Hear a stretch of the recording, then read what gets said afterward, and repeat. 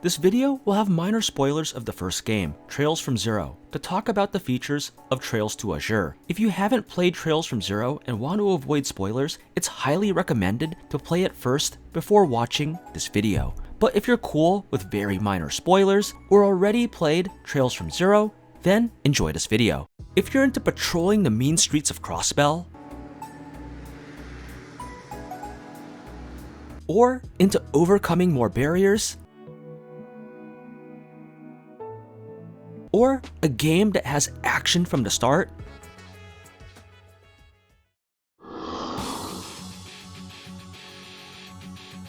or just seeing more Kia, キア、迎えに来てくれたのか。大丈夫？どこも怪我をしてない？ then Trails to Azure is your game. Created by Nihon Falcom, the game is considered by many Trails fans to be one of the best written in the entire series, and I have to agree that this game ranks up there, as both Crossbell games are written quite well, with Trails to Azure being the big payoff as the second game. Trails to Azure ties up any of the loose ends from the first game, Trails from Zero's storylines. You'll jump right into the Special Support Section, or SSS, adventures and how they tackle crime and the underlying problems within Crossbell. And this game continues from the events after the first game's ending. So because of that, the game doesn't handhold players or retread everything from the prequel. Rather, it just gets straight into the story right away. Because of this, players need to play, at the very least, the first game, Trails from Zero, to understand what's going on, as this game, Trails to Azure, requires 100% context. It's also recommended to play the first 3 Trails games, the Sky series, to fully understand the lore. Speaking of stories, in this video, I won't be going into any details about Trails to Azure's story, since even the beginning is a bit too spoilery. Instead, we'll be talking about 2 characters that join the SSS. One of the biggest additions to this game is Wazy Hemisphere and Noel Seeker joining the SSS. The first game teased players what it would be like if Wazy and Noel were in your party, as each was an NPC for a mission. Trails from Zero was all about the 4 main members, Lloyd, Randy, Ellie, and Tio, as the first game wisely focused on the core SSS members. With Wazy and Noel's additions, they add a lot more flavor and diverse character builds within the party. Wazy is a former gang leader and host, while Noel is coming from the Crossbell Defense Force. Both members fit right in with the SSS group's chemistry, as they frequently banter and joke around with the others. Wazy and Noel also pile on Lloyd, as they often tease Lloyd about him being clueless with the ladies.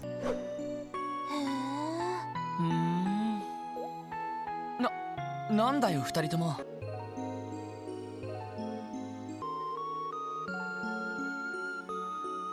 But also being the likable leader of the SSS. With Wazy and Noel now in the party, the SSS will hang out in Crossbell City for much of the game. The base game is also largely the same. For instance, there will be fetch quests, monster extermination jobs, and finding the NPC or 2 to talk to as SSS requests. There's also new quartz to fill up in the new Enigma 2s that the party receives, but the quartz system largely works the same way as the first game. The SSS will revisit many of the same places, but have valid reasons for doing so it's not just backtracking for the sake of doing things. Randy's flirting with the ladies is back, and the treasure chest messages return. And then, the turbo or high speed option returns to speed up the game. Yet there's some other changes as well. The party gets access to a new Jeep to ride around Crossbell, which saves a lot of time in finding bus stops or simply just walking to locations. There's new ways to customize your characters and deeper combat options, making battles more strategic. Since Noel and Wazy are now part of the team,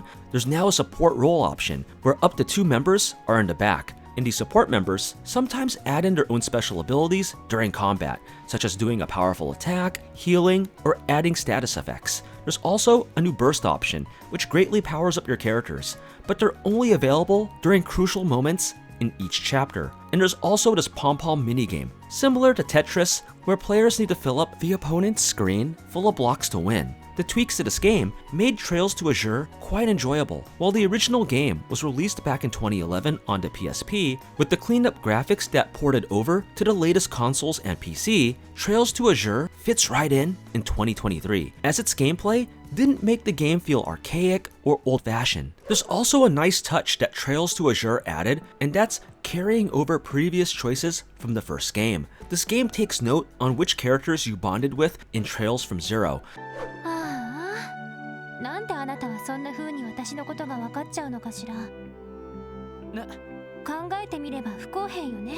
So if you picked, say, Ellie and maxed out her bond in the first game, the dialogue is reflected in this game. It's a cool perk that I'm glad carried over. It's been a long time coming, but the Crossbell arc is finally complete here in the West. Trails fans know the series' missing timeline too well, as the first 3 Trails games, the Sky series, were released in the West first. Then the next 2 games in the series, the Crossbell arc, were skipped in favor of the Trails of Cold Steel arc, leaving a huge gap for overseas fans in missing lore and characters. The original Trails from Zero and Azure were released back in 2010 and 2011 in Japan, but would have to wait a long time until a Western release. According to reports, Nihon Falcom wanted to promote the newer Cold Steel arc to international audiences since it had better graphics than the Crossbell games. Thus, the English localizer at the time, Exceed, accepted Falcom's request and localized the first 2 games of the Cold Steel arc, leaving the Crossbell arc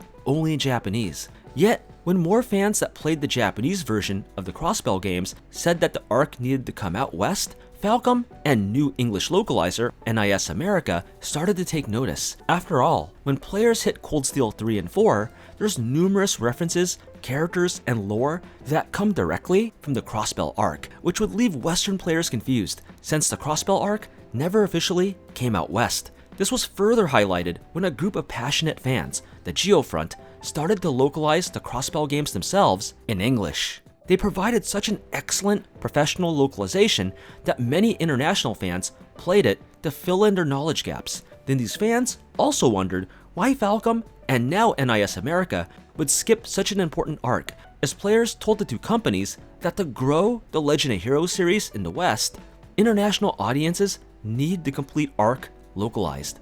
It looked like Falcom and NIS America were finally convinced, as NIS America started to work with the Geofront directly, using a lot of their translations for the official Crossbell games, with Trails from Zero officially coming out west on September 2022, and now Trails to Azure coming out for overseas fans on March 2023, finally filling the huge gap between the Sky series and the Cold Steel series.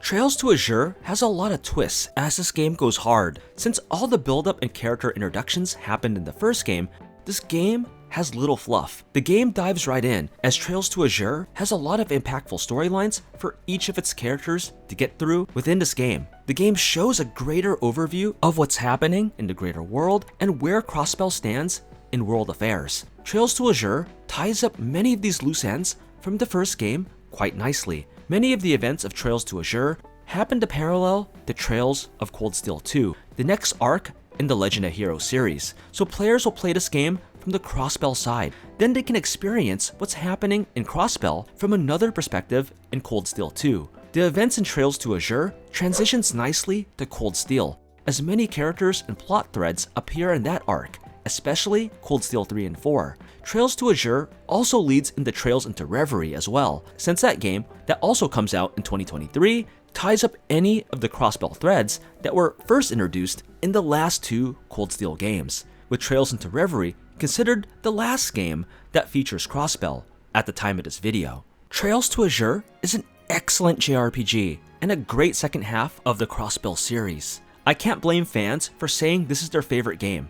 The characters, Crossbell City, and all of the city's NPCs sucked me from the very start. The detective angle, its compelling story, and having Lloyd as a protagonist gave the series a great backdrop. If this game's official release was in 2023 instead of 2011, I can see this game getting some serious JRPG of the Year votes, as I believe this game is some of Falcom's best writing. I can't get enough of this arc since it was so well presented.